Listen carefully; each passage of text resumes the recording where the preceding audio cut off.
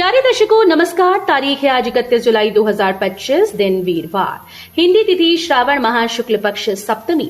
आइए नजर डालते हैं हमारे प्यारे राज्य उत्तराखंड की तमाम बड़ी खबरों पर। वीडियो शुरू करने से पहले कमेंट बॉक्स में जय हिंद लिखकर हमें सपोर्ट करें। तो चलिए शुरू करते हैं। इस साल दिसंबर तक प्रदेश के हर घर तक पहुंचेगा नल से जल। 97.63% घरों में की जा रही जलापूर्ति। जल जीवन मिशन के तहत दिसंबर तक उत्तराखंड के प्रत्येक घर में नल से जल पहुंच जाएगा।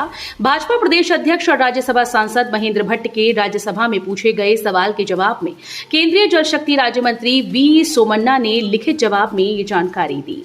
सत्र के दौरान भट्ट के सवाल के जवाब में सोमन्ना ने जवाब दिया कि उत्तराखंड सहित राज्यों संघराज्य क्षेत्रों की भागीदारी से जल जीवन मिशन कार्यान्वित हो रहा है ताकि देश के प्रत्येक ग्रामीण परिवार के लिए नल जल आपूर्ति का प्रावधान किया जा सके। जहां तक सवाल उत्तराखंड का है तो यहां अगस्त 2019 में जल जीवन मिशन की शुरुआत में मात्र 9% यानी 1.30 लाख ग्रामीण परिवारों के पास नल जल कनेक्शन होने की सूचना थी। मकान की छत गिरने से दंपति समेत 3 घायल, पड़ोसियों ने तीनों को निकाला, जिला अस्पताल में चल रहा उपचार। बागेश्वर जिले के दपौर क्षेत्र के नायल गांव में बुधवार तड़के एक मकान की छत भरभराकर गिर गई। मलबे में दंपति और उनकी पुत्री दब गई। ग्रामीणों ने तत्काल तीनों को निकालकर जिला अस्पताल पहुंचाया, जहां उनका इलाज चल रहा है। सुबह करीब 4 बजे नायल गांव निवासी रंजीत राम पुत्र हरिराम के मकान की छत और दीवारें भरभराकर गिर गईं। हादसे के समय रंजीत, उनकी पत्नी नीमा देवी और पुत्री कोमल घर में सो रहे थे।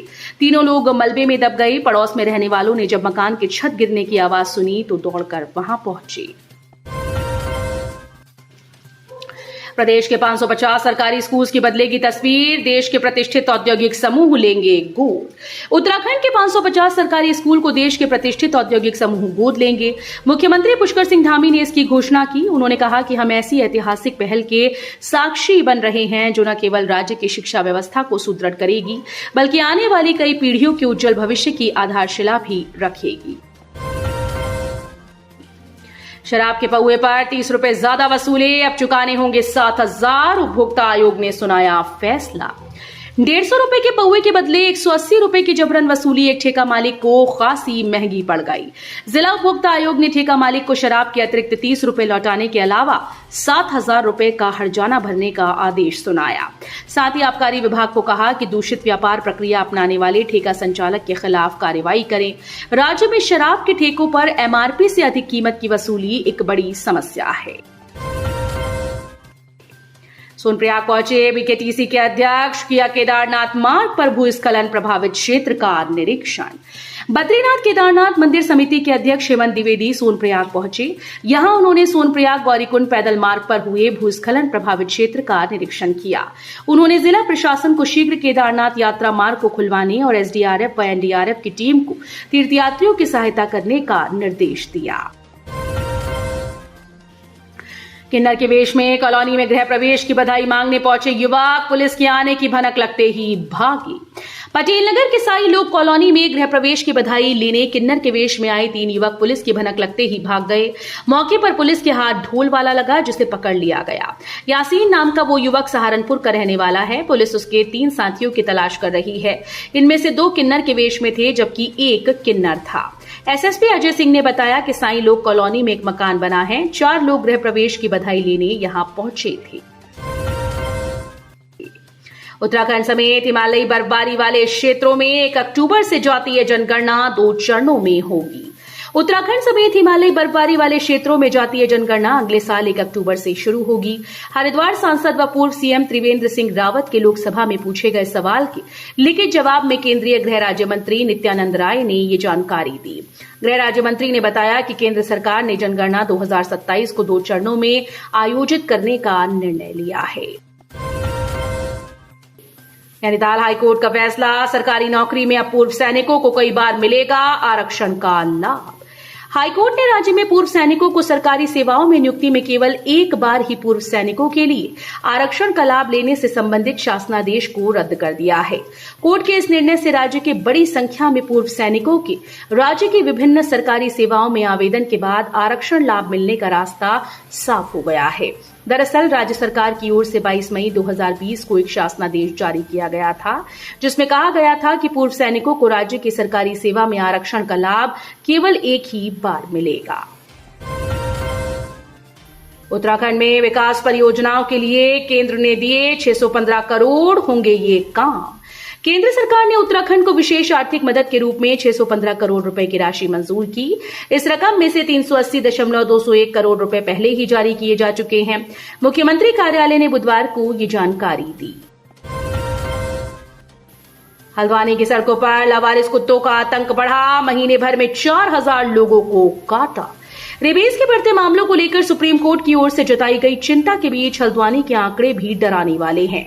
हल्द्वानी में एक महीने के भीतर 4000 से अधिक लोगों को लावारिस कुत्तों ने काटा है। ये संख्या जून माह की तुलना में 24% अधिक है। शहर में प्रशासन के तमाम दावों के बाद भी लावारिस कुत्तों का खतरा बढ़ता जा रहा है। झुंड में घूमते लावारिस कुत्तों की वजह से कई स्थानों पर लोगों का पैदल चलना मुश्किल होता जा रहा है। बच्चों और बुजुर्गों पर हमले की घटनाएं बढ़ती जा रही हैं। बीते 18 जुलाई को हरिपुर जमन सिंह गांव निवासी 18 महीने में बच्चे को कुत्ते के झुंड ने मिलकर लहूलुहान कर दिया था। हल्द्वानी बेस अस्पताल के पीएमएस डॉक्टर केएस दत्ताल ने बताया कि जून महीने में कुत्ते बिल्ली बंदर के काटने पर 3436 लोगों को रेबीज का इंजेक्शन लगाया गया था। देश को मिले 109 आईएफएस अफसर, सबसे ज्यादा मध्य प्रदेश से पास आउट होने वाला सबसे बड़ा बैच। देश को भारतीय वन सेवा के 109 अफसर मिले। इसमें सबसे अधिक आईएफएस मध्य प्रदेश 17 मिले हैं।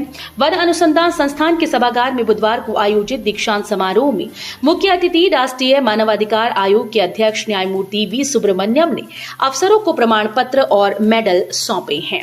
सर्वांगीण उत्कृष्ट प्रदर्शन पुरस्कार केरल कैडर के मिथुन मोहन एसपी को मिला। इंदिरा गांधी राष्ट्रीय अकादमी में प्रशिक्षण प्राप्त करने वाला भारतीय वन सेवा का 2023-25 बैच 21वीं सदी का सबसे बड़ा बैच रहा। बागेश्वर में तेंदुए का आतंक, बुजुर्ग महिला पर किया हमला, सिर में 60 टाके लगे, शोर पर छोड़कर भागा। बागेश्वर जिले के कांडा तहसील के सानियोडियार गांव निवासी एक बुजुर्ग महिला पर तेंदुए ने हमला कर डाला। गंभीर रूप से घायल महिला का जिला अस्पताल में इलाज चल रहा है। महिला के सिर में 60 टाके लगे। जख्मी होने के बावजूद महिला ने डटकर तेंदुए का सामना किया और अपनी जान बचाने में कामयाब रही। ग्रामीणों ने वन विभाग से गांव में पिंजरा लगाने और प्रभावित को मुआवजा देने की मांग की।